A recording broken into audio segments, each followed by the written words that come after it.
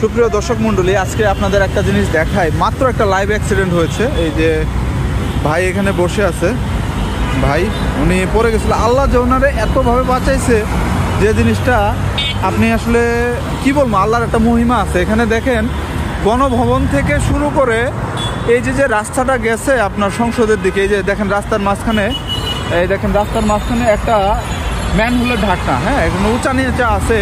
পাশাপাশি থেকে শুরু করে আপনার দেখেন এইদিকে আরও যেসব ম্যানহোল আছে, বা এইদিকে রাস্তাটা একটু অনেক উঁচা নামা, এই যে মাঝখান দিয়ে, বিশেষ করে মাঝখান দিয়ে উঁচা নামা।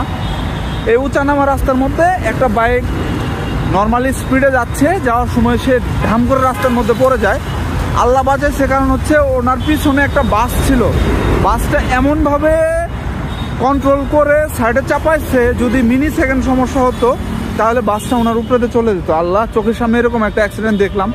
ওর বাইকে তুইলা আর কি, ওই যে উনি হাঁটতে পারতেছে না, উনি লিটারালি হাঁটতে পারতেছে না।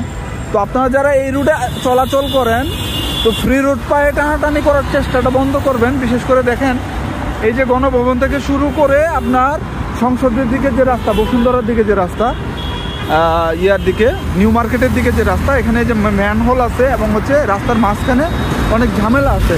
মানে বিশেষ করে আপনি দেখবেন এখানে রাস্তাটা উঁচা নামা আছে এবং মাঝখানে ভাঙা ভাঙা আছে।